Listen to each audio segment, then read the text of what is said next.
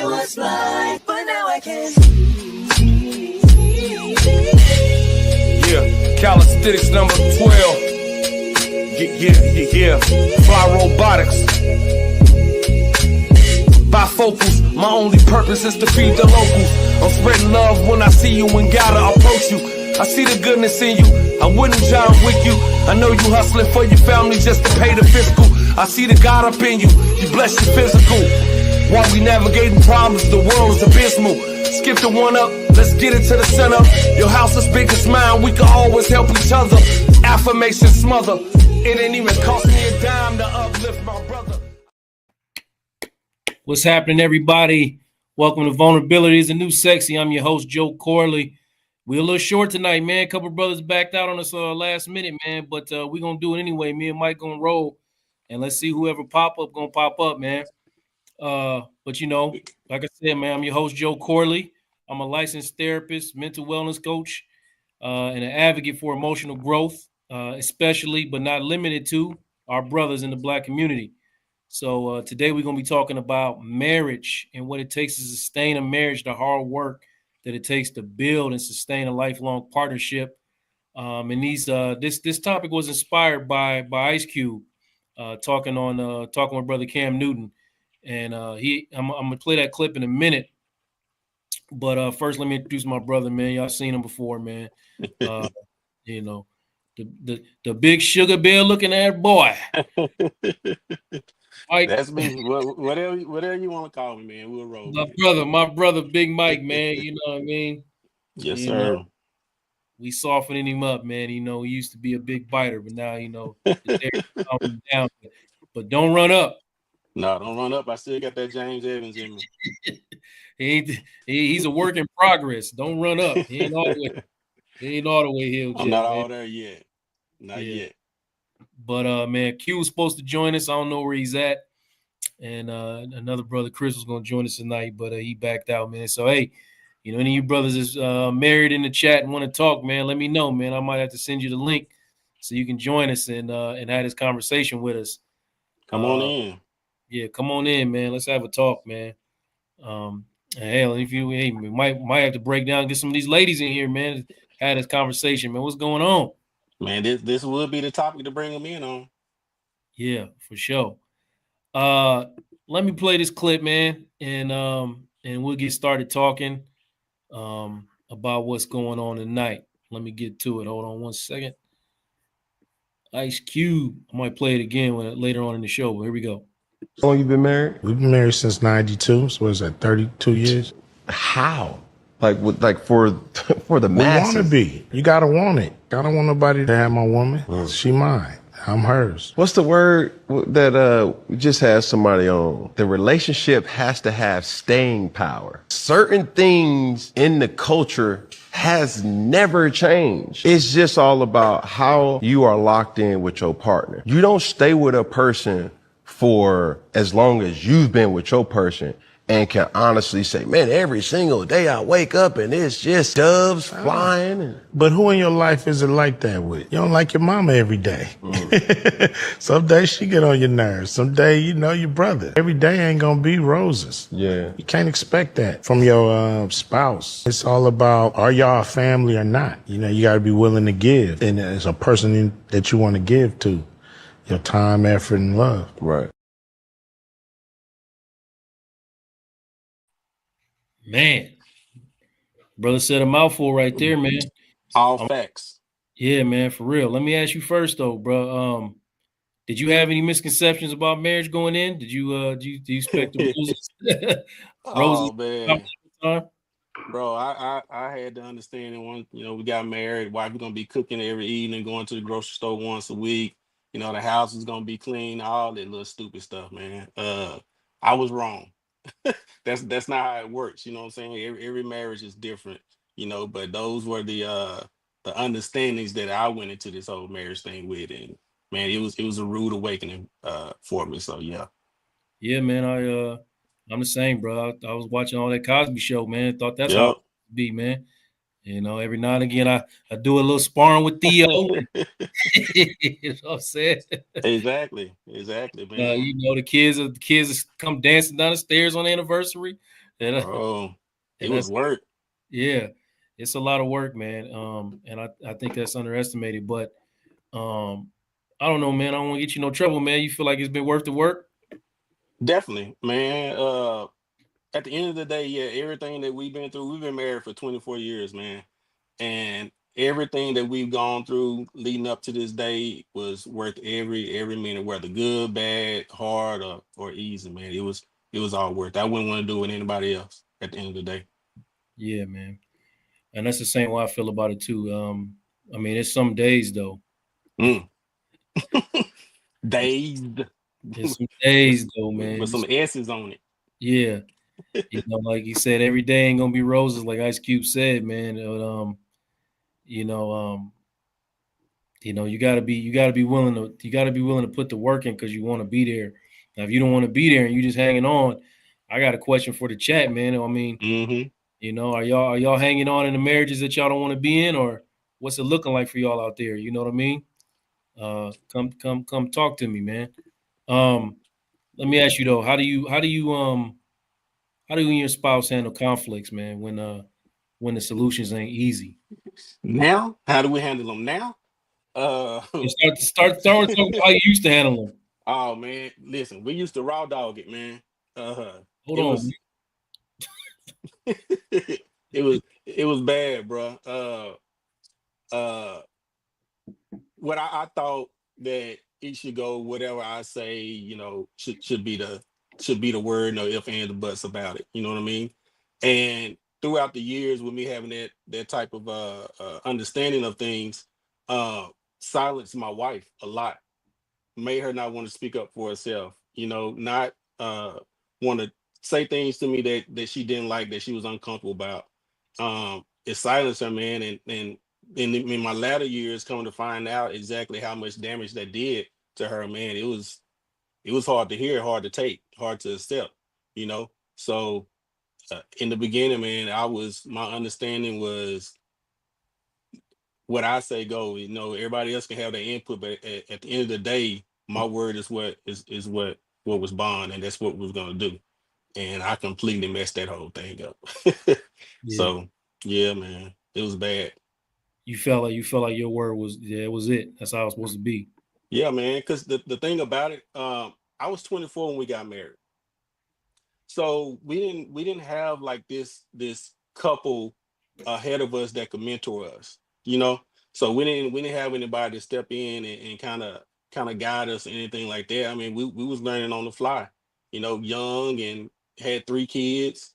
So I mean, we were doing the best we could with it, But a lot of stuff that we did in the beginning, man, we look back on it, we was like, man, we don't know how we made it through a lot of that stuff, because it was, you know, young, dumb, and I was hard headed, and wasn't listening, closed minded. And so, she stuck it out with me, through all these years. But man, it was rough.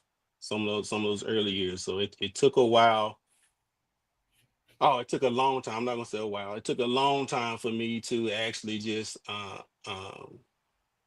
recognize and understand the importance of her voice in our marriage. Early on, like I said, man, that I wasn't trying to hear that.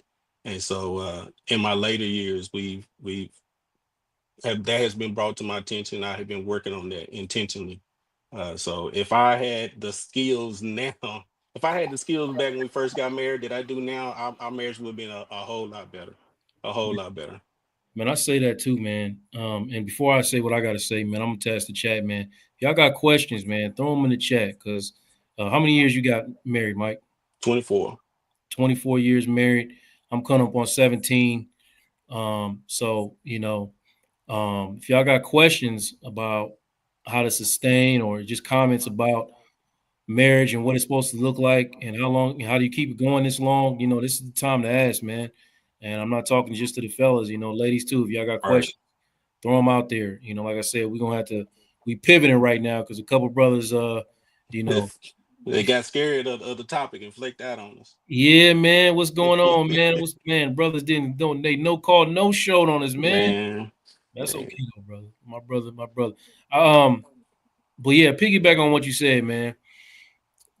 what if I had the skills then that I had now, man? I feel like a lot of it, is me backtracking now to realizing and looking at my old self. I'm like, man, bro, I was Man. really, really wrong. I was loud and wrong often.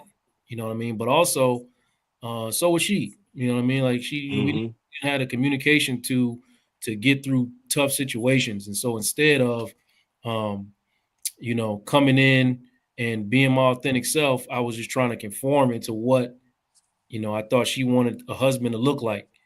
You know what I mean? And that's not the way you should do it. You shouldn't try to mold yourself into these images that don't exist or are not realistic, man. Right. Um, I mean, did you find yourself, trying to, you know, fit into a picture of what she wanted in a husband? No, not really. I was trying to fit in what my idea of a husband was. I wa- I wasn't taking her thoughts, feelings, or anything into consideration. That was my big mess up. So yeah, I went into it as uh what I think it should be, and that's what I tried to make it. And it was a wrong strategy all the way around. Yeah. Nah, Yeah. man, nah, see, I was a little bit of both, man. Like I said, I was trying to move in a way that based on kind of some of her unmet needs, and Mm. you know I got into an instant family. So I know you said you had 3 kids coming in, so she had a kid, right? I had one and she had two. Okay, right. So Yeah. you had one coming in, but I have none coming in. You know what I mean? So I was instant father, like Yes. overnight, brother, overnight in my late 20s. Instant father, and I skipped a lot of steps in parenting. You know what I mean? Like, I mean, my oldest son was 5 when we got married, and it was just a whole lot of steps missed that I Yeah. I didn't know I was missing them until my second one came. Mm. Now I'm going back and I'm looking at those steps like, damn, man, it's a lot more to this fatherhood thing than getting outside and trying to play catch. You know what I mean? Yeah. Yeah. Well, at least you caught it early. I didn't realize all this till my kids were grown. Yeah, So but you have an opportunity to catch it early on. Man, that they made all the difference in the world right there. I guarantee it did. yeah, yeah. I feel you, man. I feel you, man. You caught it late. That's crazy though to think about. Your kids being grown. And do you feel like, because you had all girls, right? All girls, man. All girls. When All you look girls. back, man, how you feel like you modeled husband? How you modeled a husband to them? Wow. That's interesting that you asked that. My one of my daughters is married, and throughout the years, like I said, I try to be what I thought, a dad should be, a husband should be, as far as being present, being consistent, standing on my word, that kind of things. But the loving and emotional part was the part that I didn't display a lot of, right? So, but everything else, I kind of feel like I did okay with it. Yeah, Fast forward now, my daughter that's married, she kind of compares her husband to how I am, how I was raising her, she saw me as a dad, as a husband. She compared, and I was like, "But damn, I mustn't do that bad of a job." You know what I mean? I did some good things, but just to know that she saw me enough, and she thought enough of me in a positive light to do a comparison like that, to her husband. It made me feel good, but I don't know, man. Like I said, it's a lot of stuff that I wish I can go back and redo. But in hindsight, knowing now that my kids are grown and I can talk to them like actual grown-ups, we have grown-up conversations. That has made a world of difference for me, because we can talk about tough things that you can't really talk about with a kid, as far as the understanding and that kind of thing. But now that they've grown, had some years on them, two of them have kids, they kind of, now we can have those discussions. They kind of see why I act a certain way when they were young, and certain things they did, that kind of thing. So it has completely changed our relationship that I've had with the girls. But like I said, I didn't realize all this until my kids were grown, that I had made so many mistakes. So now You know, I have four grandkids. I'm sorry, man. It's like they multiplied overnight. So I have four grandkids now, and I'm trying to use this time to be a better grandparent that I was an actual father. You know, trying to do it right. This is my second chance, so that's how I'm looking at it. Yeah, and you can give them back. Yes, Yeah, you can give them that's back. that's the most important thing. You can't spend the night with me unless you can change your own diapers and all that, man. I'm not changing no diaper. And let me ask you this though, bro, because you said something made me kind of think a little bit. All right. I know it's probably a hundred things that you would say, man. But if you only could go back and talk to that beginning of you in that marriage, the young you, what is the one thing that you would say if you was only allowed to say one thing to yourself about marriage? What would you tell yourself? Respect my wife's feelings and opinions. Really? In a nutshell, yeah. I didn't I didn't show her the respect that I should have early on in our marriage. Just like I said, I silenced her in a lot of ways because I'm big, I'm loud, I'm that James Evans type personality, and so it kind of made her standoffish, stand back, not really tell me how she felt a lot of times. She just kind of kept that stuff in. So if there's anything that I would tell my younger self, respect my wife's opinions and her feelings. No, I think I can dig that.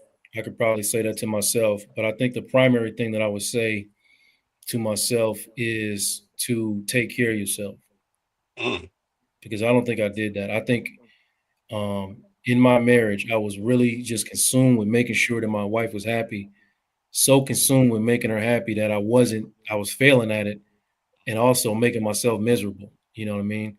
Because I had this imaginary standard that I was trying to hold myself to um, in the marriage. And she never said a word. She never right. put these standards on me, but I was almost like punishing myself um, for every shortcoming that I was having, and I wasn't doing a good enough job of like taking care of myself, man. And you know, and I think that if I can go back, that'd be the first thing that I would tell myself. Oh, look at Kim here. The hardest part in our marriage early on was not having a good marriage model for us. I mean, we should talk about that honestly, man. Yeah. I mean, Let's because talk. we always talk. I mean, we started off talking about TV marriages and whatnot, man. But honestly, in real life, how many good marriages did you see growing up? One, my aunt and uncle. That was it. So I was aunt and uncle. Yeah, just that one, man. It now that we're older, we when we got married, we were the youngest, right? And no one our age was married. So it's like we had nobody to like talk to, and we had no one that was mature enough, older than us to kind of lend a guiding hand, you know. So that hurt us a lot. Like I said earlier, I know it sounds crazy, but man, it's like we raw dogged our relationship early on because we just jumped in the head first, and we just learning on the fly. If it's bad, it's bad. Trying to figure out a way out of it the best we can, but it was tough. It was tough. I wish we had that type of guidance. Wish we had someone that can, take our hand and say, hey, y'all need to do this, do that, that kind of thing. Just advice in general. We had absolutely nobody to give us any advice. So yeah, man, it was for me. It was just my aunt and uncle. That was it. And I was trying to live up to what I saw my uncle do. Yeah, I mean that's healthy is a strong word. So I Mm, don't know how many healthy marriages I saw. Um, you know, are good, as Kim said, good marriages right. being modeled. I didn't see hardly. I can think of one right now. But no, I don't think my wife did either. So we was really just trying to learn on the fly, man. Hmm. And there's a lot of things that we understand now about communication and what that's supposed to look like that we didn't know back then. So it was like go to your mutual corners, and you know what I mean. I was shut Yeah. down, and my wife will tell you this. I was shut down for days at a time. Um, days at a time. Man, it wasn't hard for me to go a week and a half without saying one word to anybody in my house, man. I was that immature, that full of myself, and that just immature, man. Just immature. So that could have been a regular occurrence for me, as sad Yeah, as it may sound. yeah, man. Um, Let me go to this next question, man. What's the one small daily habit that has made a big impact on your marriage? Would you say? Being consistent. Talk more, Uh, man. if for me, I did learn this from my uncle again. Um, men's supposed to be the head of the household, right? So when a lot of men have this understanding that as soon as you get married, the wife is automatically gonna submit to you, do what you say, that kind of stuff. Uh, like with my wife, she had been married before with 2 kids, single mom for a while. So with us getting married, she's not just gonna automatically listen to what I say or do what I tell her to do or lead, let me lead the way that I felt it should be. But over time, with me being consistent, doing what I said I'm gonna do, being there for them, taking care of things, that kind of stuff. Now, when it came to that kind of stuff, household stuff, and making sure that they got what they needed and took care of business, so that I had that hands down. And so over the years, with consistency, she learned she began to trust me more. You know, so her walls started coming down. Um, And so, just like I said, even the same thing with my kids, being consistent, being there for them. Then, whatever a good dad should be as far as providing and stuff like that, I did that, but no problem. Over the years, they began to let their wall down. So, uh, consistency is the main thing I could tell anybody that's early on in their marriage for the husband, or even just a regular relationship, man. Be consistent and stand on business. And if you're supposed to do something, you do it. If once that woman lose that faith and trust in you, man, it's hard to gain that back. So you have to be consistent. Yeah, and I know you just asked for one, Zara, but I'm gonna give you a couple small daily habits. For me, the one of the main major things is giving yourself permission to take care of yourself and encouraging your wife to give herself permission to take care of herself. Doing things for yourself and not feeling guilty about it is one of the main things. Like, and I have to constantly encourage my wife to, sometimes push them kids aside, you know what I mean, Hmm. and do something for herself. You know what I mean? Like we've got into straight up arguments about the way that I have to, take care of her in a way, um, because sometimes she refuses to take care of herself because she's always Right. trying to do for everybody. She's so selfless, and but that is not a good thing. You know what I mean? Because what that oftentimes brings resentment, right? Because I'm cleaning this, I'm doing the cooking, you're doing all of these things for everybody, and it's just you're just building resentment because of it. You know what I mean? So Yeah. sometimes do something for yourself, and me also, I got to do something for myself. Mhm. And then the next other thing that I'll say is removing defensiveness from the conversation and catching it at all times. Ooh, So that's a hard one though. that's a hard one, man, but Oh, it's it golly. must be done. So if she starts talking about, Yeah. you know what I mean? So when she starts talking about the things that are going on with her, don't take it personal. You know what I mean? Like if she's struggling with something and she hasn't directly blamed you for it, try to remove, the defensiveness from your thought process and just listen to her, because people communicate for two reasons. They're either trying to vent or they're trying to solve a problem. So trying to understand which one that is something that I've tried to do that has made a big difference or made a big impact on the marriage. You know, Yeah, I still struggle with that one. yeah. I do bad, real bad. What you mean you struggle with it though? I struggle with it because even when my wife is like how I said earlier, I know be more attentive to her feelings, stuff like that. Even if something is bothering her now, and she starts to open up to me. Just old habits are hard to break. You know what I'm saying? I just automatically get defensive. I'm not listening to what she's saying. And so it'll take me a while, and I catch myself what I'm doing, and I have to be intentional about actually listening to what she's saying instead of just hearing what she's saying. So I have to be self-aware that I'm doing, and I have to stop myself in that moment. So yeah, I still struggle with that. I do. We might have to get Kim on camera. Whew, man.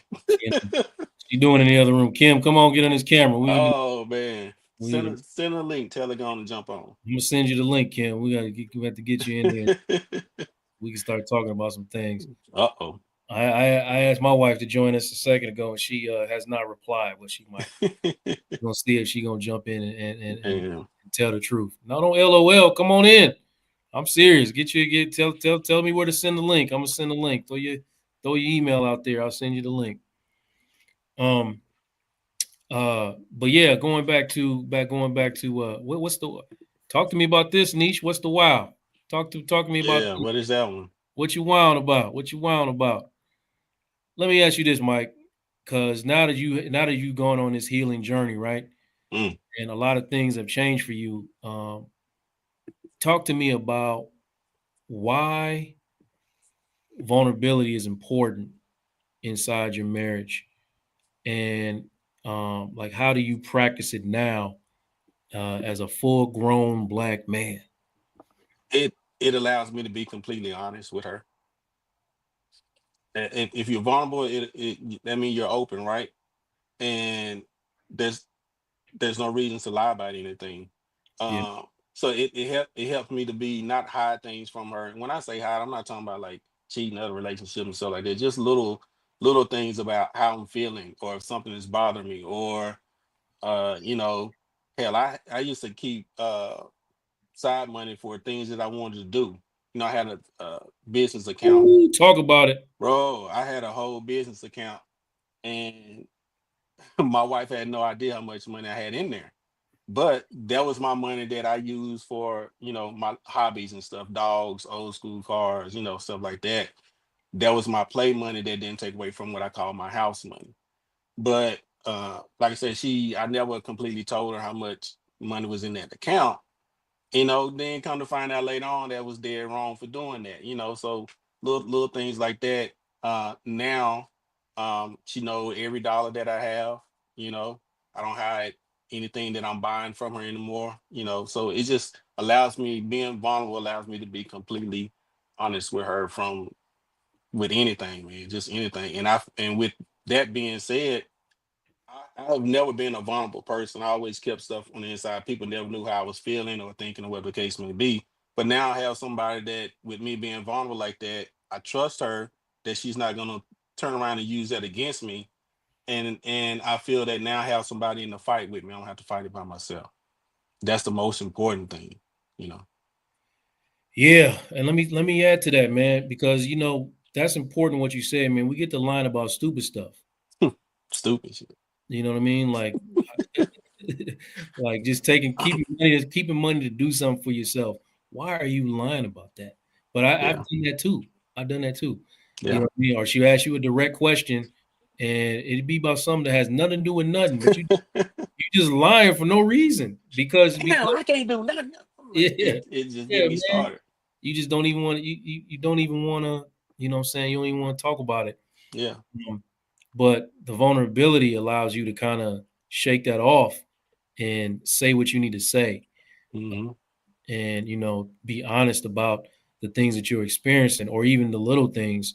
You know what I mean? I need to put this money aside because I like to do stuff for I like to buy myself dinner every now and again, or give me a pair of shoes or something like that.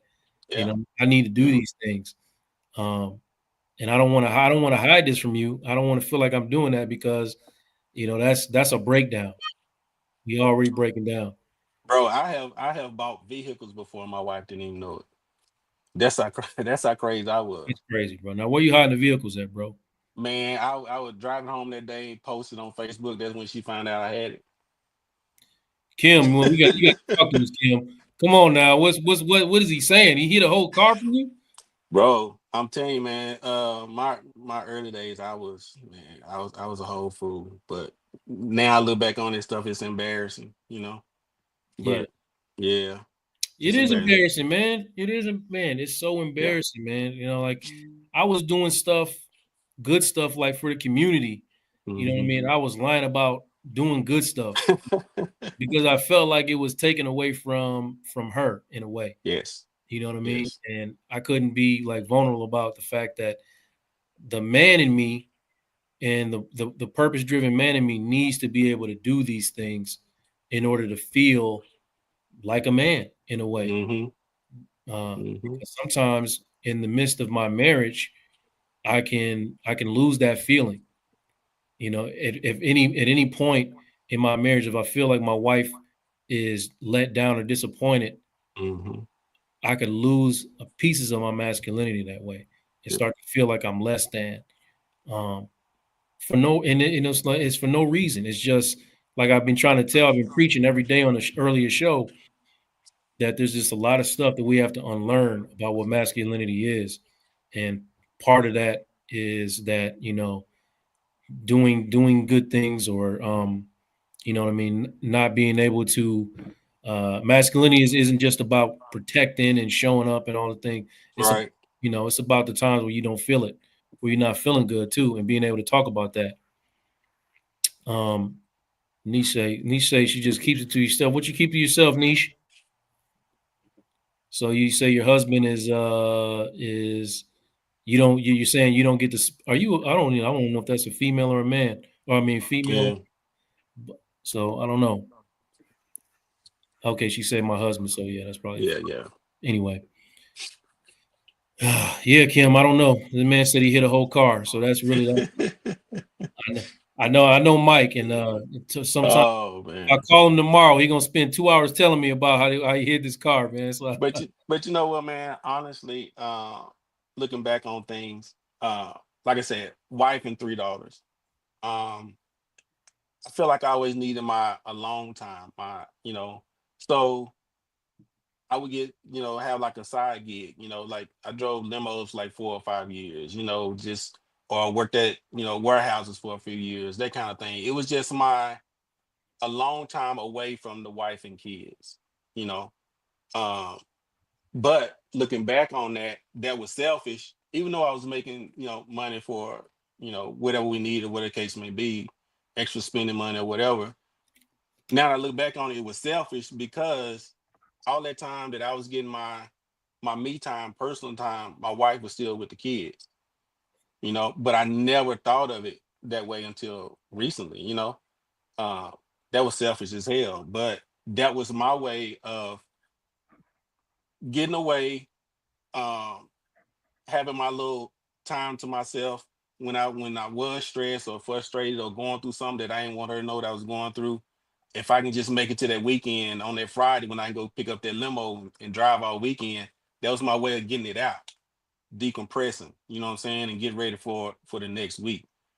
That's how I looked at it, and I enjoyed the hell out of it. I look forward to it. That was my alone time. But like I said, now looking back on it, man, it was selfish when I could have just talked to my wife about whatever it is I was going through. But at that time, I was very immature and didn't have the skills that I have now to even know how important it is to have those conversations. I mean, hell, honestly, man, my wife just really started seeing me cry in the last 3 to 4 years for the first time in our marriage. She never saw me cry about man, anything. this brother here, man, he gonna tell you a story, man. I'm gonna tell you right now, he gonna tell you a story, man. Let's get to some of these questions, man. What role has spirituality played in your relationship, or has it? Um, it has played a role in my relationship. Now, I'm not a super religious person, but I'm a very spiritual person. So it has given me the understanding that what's for me is for me. And all of this stuff is written out, and I got people that protect me and that are seeing over me, and I got you know what me and my wife spiritually come together with. Um, it's really hard for me to explain. You know what I mean? Like honestly, I can tell you that it's played a role. And while I'm trying to gather my thoughts around this question, I'm gonna let Mike answer that question. Oh man, we in the same boat. Grew up in the church my whole life. Uh, man, BTU after church, vacation Bible schools in the summers, all that, man. Was always in church. So when I was grown and we had our kids, and we was in church every Sunday, you know. Mm-hmm. Um at some point throughout the years, it's like I just got tired of going to church. Belief in God, everything still exactly the same, hadn't changed, still very spiritual, still today. But it was just the going to church part every Sunday. I fell off on that. Now, as far as being the head of my family, leading that way, yeah, I slipped on that bad. I didn't, like I said, we got to a certain point. It just wasn't in me anymore to go. But as far as uh, believing in God, praying for my family, all that, yes, 100%. Now, that me and my wife are close on, you know what I mean? Spiritual level and stuff like that. But yeah, so I can't give a real in-depth, heartfelt response to that one yet, because I definitely have to gather my thoughts on that too. Let me just say this, man. Spirituality for me is really rooted in love, right? Hmm. So the way that I go about my life is based in love. So I lead in my marriage, I lead in everything with love. So when I get upset, when I get thrown off, before I go like crazy and get all upset about my with my wife, my first thought process is always rooted in love. And on top of the intimacy that I pray over my wife sometimes when she's sleeping, and I know she prays over me a lot. And that intimacy, that feeling of knowing that someone loves you enough to pray for you, it's really really deep. You know what I mean? Um, Yes. so that's the role that it plays for me. Um, yeah, and I'm gonna leave it at that, man, because Yeah. that's a really good question. Anthony and Kimberly Gordon, question.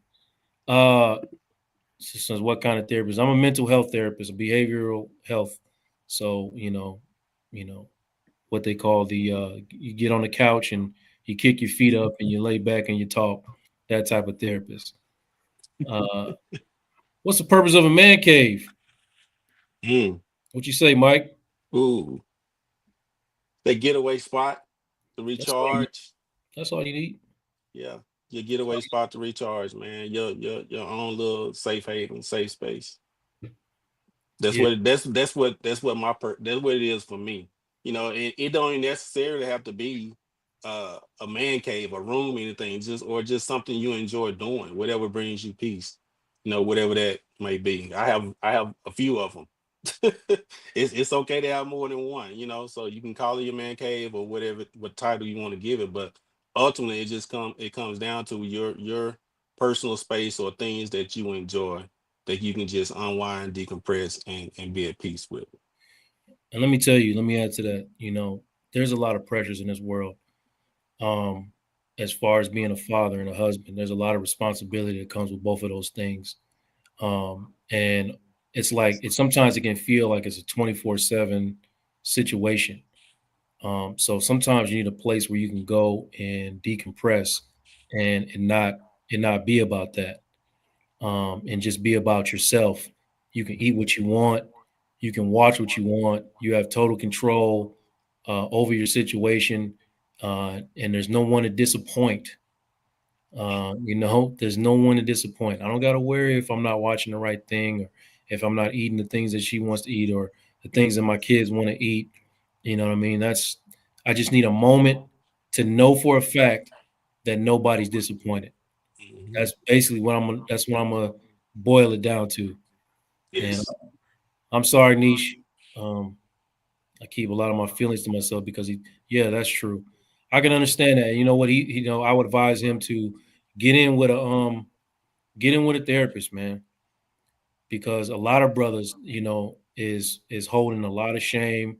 And when they start taking it personal and those and feeling attacked, it's usually because some part of what you're saying they believe. And it's triggering. Yeah, it's triggering because they believe Yeah. it about themselves. You know what I mean? And rather than get in and process it with a therapist, they just keep on taking it personal and looking for your validation. Well, you probably don't have exactly what that man needs, to be honest. Yeah. So advise him to get in with a therapist, man. I can't say that enough. Um, yeah, I agree with you. And just to piggyback with what you just saying, a lot of times, like you said, a lot of times the wife or may not know what to say or be what the husband needs. Hell, 95% of the time we don't know what we need either. We just know that it's something, you Right. know, and that's where the therapist part come in, that help you figure out what that thing is that you actually need, and that will help break down your walls where you can become vulnerable, so that you and your wife can start having that type of relationship where you can be vulnerable and intimate and on a different level with each other. Yeah. You know what I mean? Like you like he's saying, like you don't even know. You know what I mean? Like she asks you to take the garbage out, you crash out, and, and then you go to the therapist and you find out that you crashed out about the garbage because your dad didn't pick you up one day. And you don't even Yeah, you some don't, kind of way it's tied to it, some kind of crazy way. yeah, you don't even know how that. Yeah, Yeah, your dad didn't pick you up one day and you saw your mom crying. You yeah, know what I mean? yeah, So, man. For I'll speak personal. When I start learning exactly what my triggers were, my relationship got a lot better with everybody around me, especially my wife. You know, once a man figure out what his triggers are, man, it's a whole new life and season after that. yeah, for sure. Hmm. Figuring out and listen, those triggers go both ways. Not only Yes. figuring out what your triggers are, but if you can get your wife to figure out what her triggers are so that you know not to step on those triggers. Because now that you've actively told me that a certain thing makes you feel a certain way, I can't argue Hmm. how you feel. If you Hmm. feel a way, I can't argue with how you feel. Doing this thing makes you feel a way. So now I have to make an active choice on whether or not I want to continue to do this thing or not. Right. You know what I mean? And if I'm making Right. a choice to continue to do it, what am I really saying to you about how I accept or think about your feelings? Exactly. I don't care. No respect. I don't have no. I don't care. And Yeah. that's and vice versa. If I tell Yeah. you Go both things ways. trigger me, you can't keep doing this. You can't expect me to feel differently about something that makes me feel away. That's not. You just have to. I have to. There might be some things I have to work through in time Hmm. to make me feel differently about it. But if it's solvable, like just in the way that you talk to me, Yes. I don't need that tone when you talk to me, okay? Because it makes me feel away. Now you have Yes. the right to tell me what you need to tell me, but can you do it differently, please? Because when you talk to me that way, I might crash out. Man, it's crazy. That one particular thing right there. One A big frustration I've had with my wife throughout the years, where we can have a detailed discussion about something and decide what course of action we're going to take, what we're going to do. And it might be like a week or two go by before we actually need to do whatever it is that we discuss, right? So now it comes time for us to do what we talked about, and she completely forget everything that we talked about.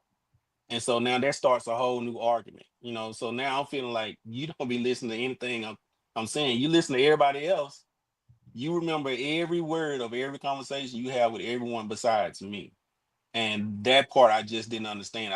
I took it as disrespect, and you didn't care about conversations that I have with you when I'm really trying to be sincere and have meaningful conversations, and we decide to do something together.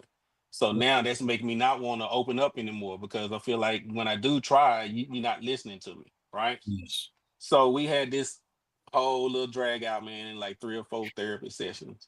And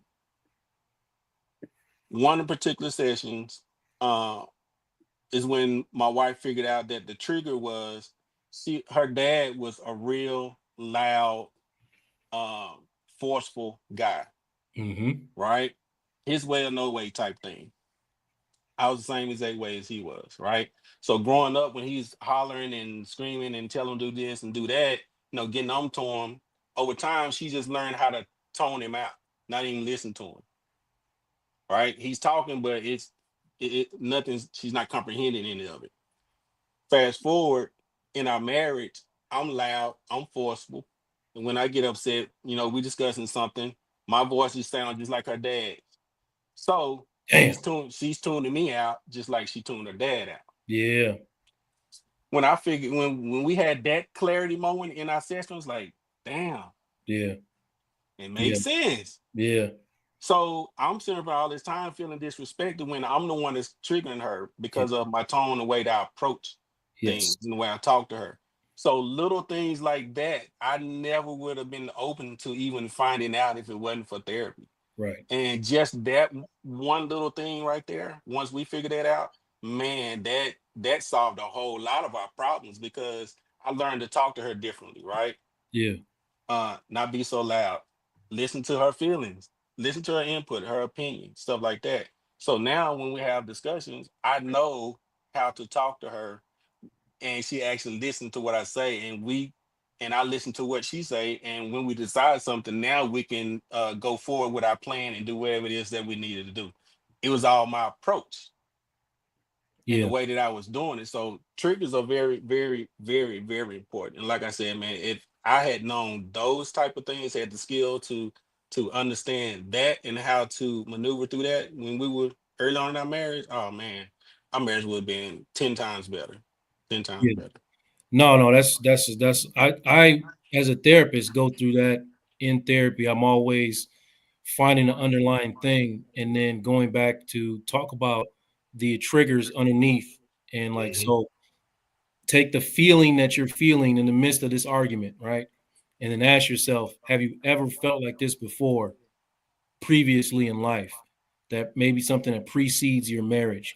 And think about the way you feel at this moment and the way you felt back then. And those things is almost always going to be tied together. Yep. You know what I mean? It's something that's triggering you to feel that way.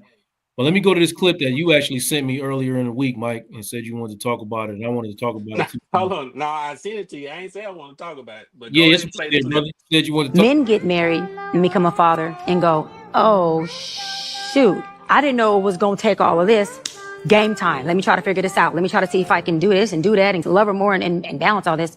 Women, we meet you and we're like, our idea and our fairy tale is you are Prince Charming, honey. And then we try to get you to fit Prince Charming. And the more you don't fit it, the more y'all end up in my office going, but he doesn't do this. Well, has he ever did it? No, but I always just thought my husband would. Your husband or this man? So are you getting to know who you with? Or are you making this man fit this fairy tale ideology that doesn't even exist anyways? And so women come and lead with fit this, or you have no value. Men come in and go, I'm here and I'm going to learn how to be the best I can for you. And then women do what? You're taking too long. You're not getting there because you haven't fit the box of the fairy tale. They almost always have an amazing husband, but because his amazingness doesn't fit her idea of amazing, guess what? He ain't shit to her. So because he don't fit your tone of red, you gonna tell me this man still ain't red? Yeah, man. I that basically speaks to what I was talking about earlier about coming into the relationship and trying to fulfill whatever it is that my wife needed and being so hyper focused on being that for her that I forgot to take care of myself. And what happens is now I'm becoming resentful. And also feeling inadequate, because I didn't get there at a quick enough rate. Then not even that she said, but what I felt like I should be there.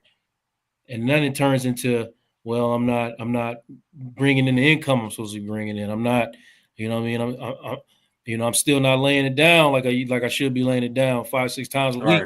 You know what I mean? All these things come into play of what's going on in my head.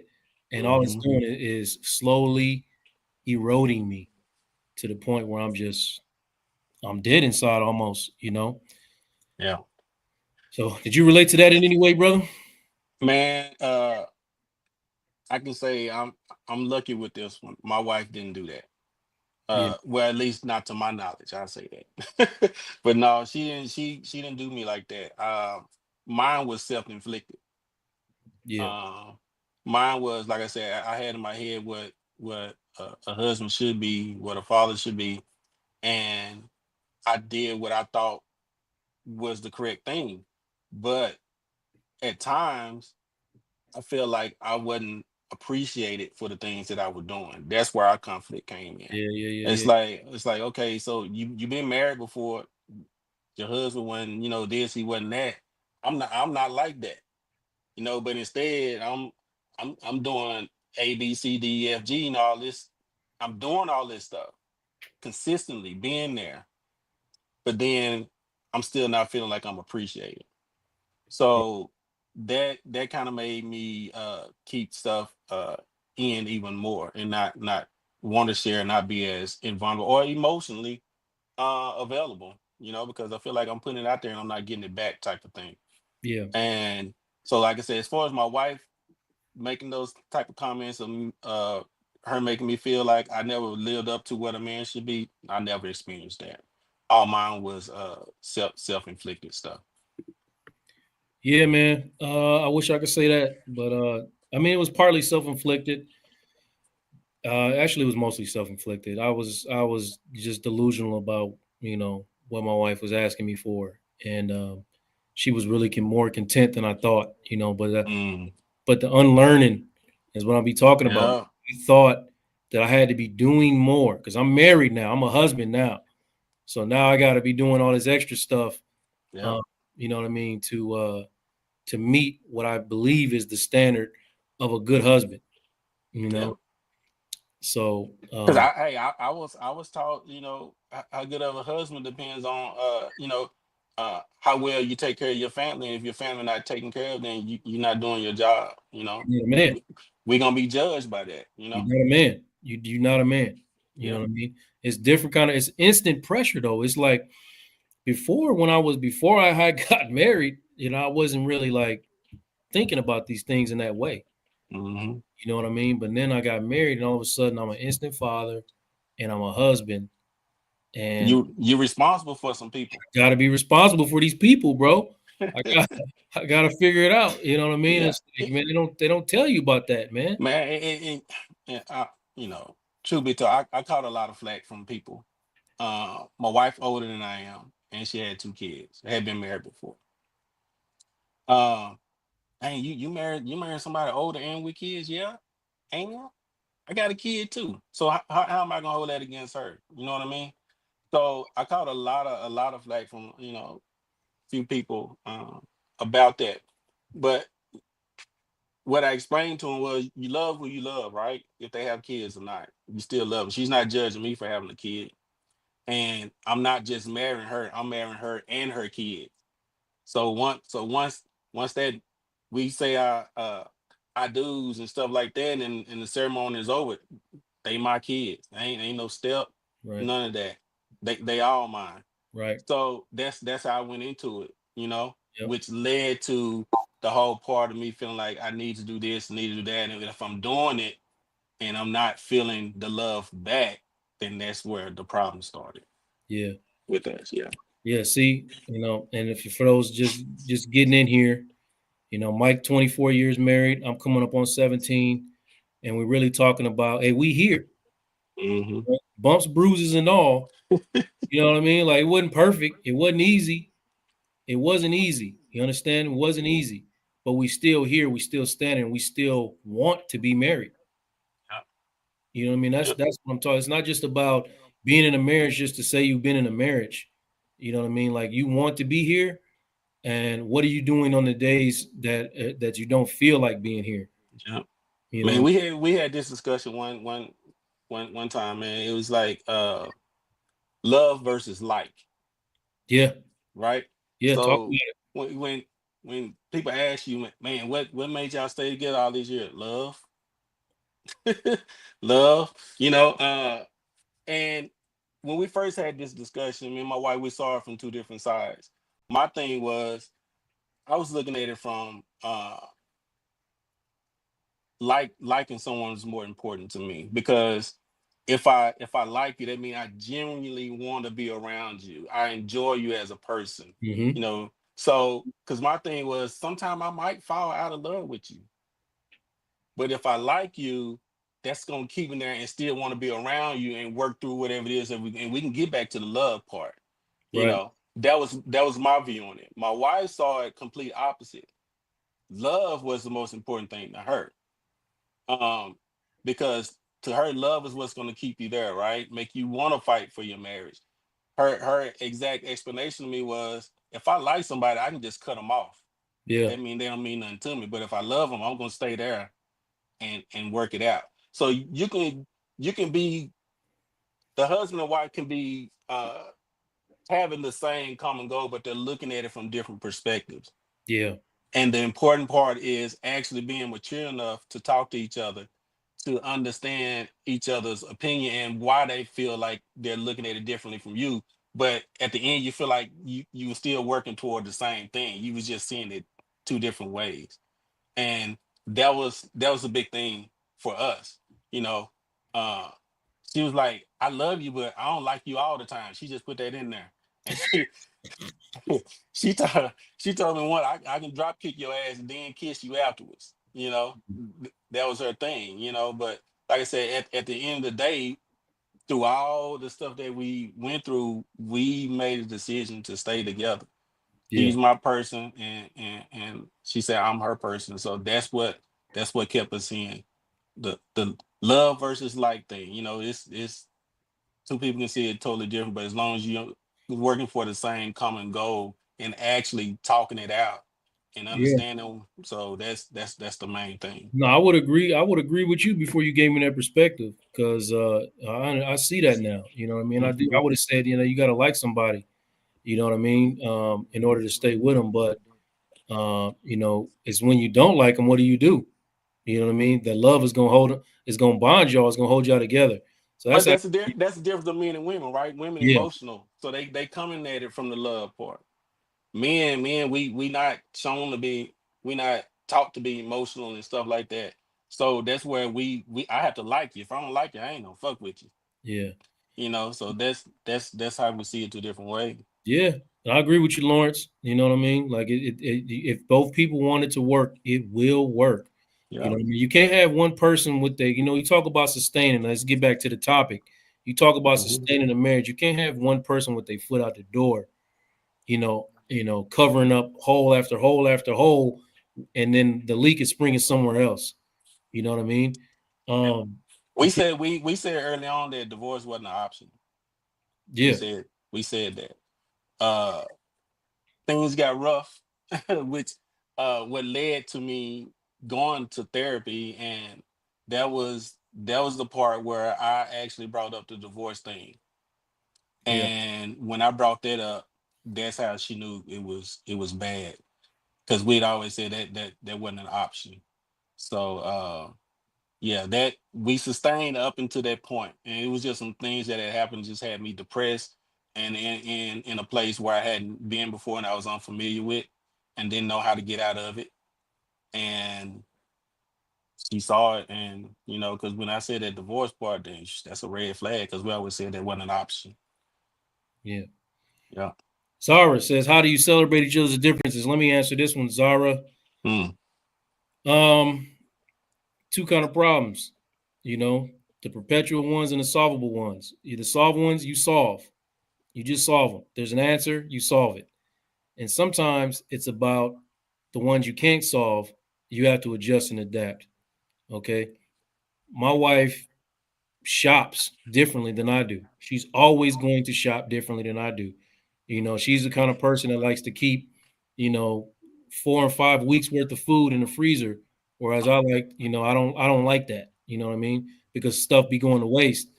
But whether to me sitting there arguing about, the way that she is, that's something that I can adapt to because I'm not really being hurt by the way that she shops.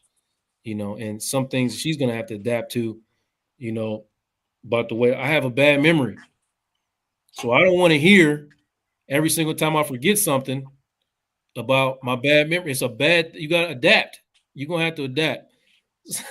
And that's just the way it is. Like you just have, I have to, and I keep that in my mind. I can't speak for my wife, but I keep that in mind when you're talking about differences. I'm always going to adapt to the things that I can adapt to, and I'm going to solve the things that I can solve, you know. But like Mike was saying earlier, you know, you basically you're on the same team as your wife, right? So logically, it makes no. We have the same common goal. That's what he said. You have the same common goal. So logically, it makes no sense to argue with somebody that has the same common goal. We just arguing about the way we go about it. You know, we arguing about the play, That but we part. both want to score the touchdown.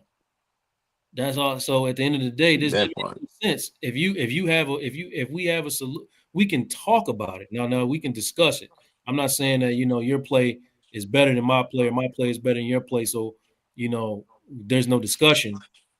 I'm saying there's no point in arguing because we both want the same thing. We both have a common goal. So when you talk about differences, you have to remember that that's your partner, that's your teammate. So whatever differences y'all have, it's just about a difference in the play. We both want to score the touchdown. You have to be intentional, Yeah. very, very intentional on one, acknowledging what the differences are, and then two, like our questions asked, celebrate it. Acknowledge it. Don't get pissed off because they do something differently or whatever the case may be. Like you said, try to adapt to it. I'm learning that Yeah. Yeah. now. I'm just now learning how to Right. do that. It's hard, but it's necessary.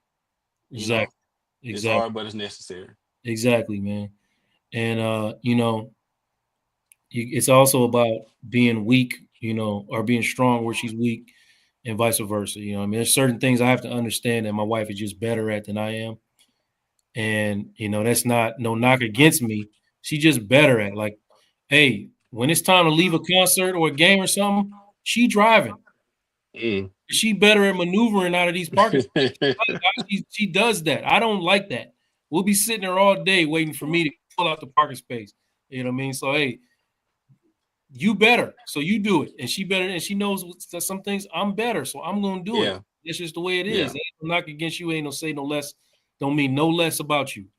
Um, Let me play this last clip, and then we're gonna close out, man. Because to them, peace looks like happiness. And they don't like happiness when they're not around.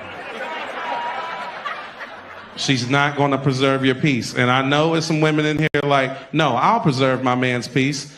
And you're a fucking liar.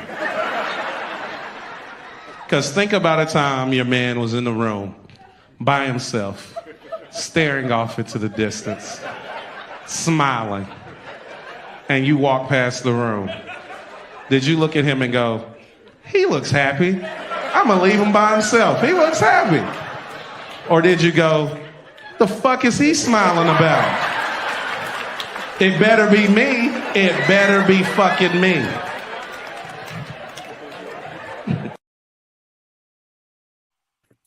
And Cara and Zara, that's why we have man caves. Can't even be Yeah. smiling to yourself without looking suspicious. What you smiling for? Just smiling for. Singing and carrying on around in the house.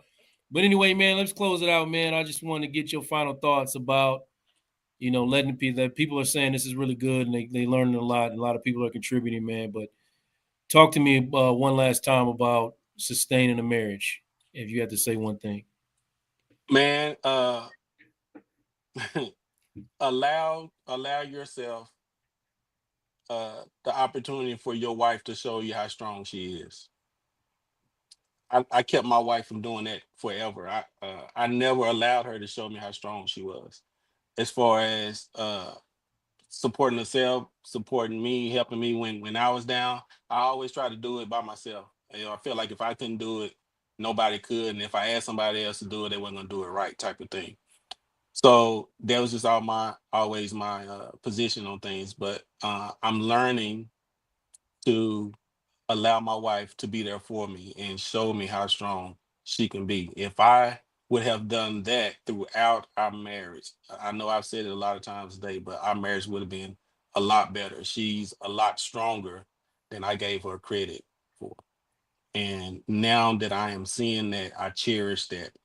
I adore that. I love her for that. And I'm seeing her in a whole new light. And because of my selfishness and, just being immature, I didn't allow her to show me that side of her. And I absolutely love this side. Yeah. Thank you for that, brother. I really appreciate it. I always enjoy your perspective on these type of topics, man. We've had many a conversation that's made me think past the normal amount of the normal level of thinking. And man, I'm always appreciative. That's why I have you on here. I always call you first, man. And you never disappoint. You never disappoint. Always there for you, brother. I appreciate it, brother. And last thing I say is a couple things is one, knowing you can't do it alone. And that means like sometimes you're gonna have to get into that therapy room and have those conversations that are tough. But that's what marriage is really about. If you want to boil it down to it, can you have the tough conversations? That's how you sustain. That's how you sustain a marriage. You have to be able to have those tough conversations. You can fake it. But I'm talking about being happy inside of a marriage. And being happy inside of a marriage is being able to have those tough conversations and put them behind you. And sometimes you can't do it alone. Sometimes you're not able to do that without a third party or a mediator there to hold both of you accountable. And accountability is where it's at.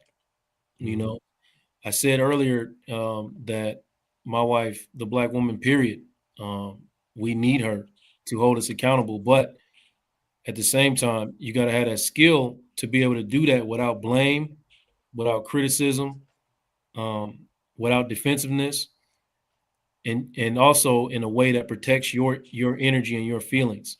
And that's a skill, and everybody doesn't have it, but you can learn it through therapy. So I encourage you to get into those spaces for yourself as an individual and together as a couple if you're having feelings inside of your marriage that don't belong there. Okay. So yeah, that's where I'm gonna leave it, man. I want to tell y'all, thank you very much. I'm seeing clients all the time. So the letter U consulting.com.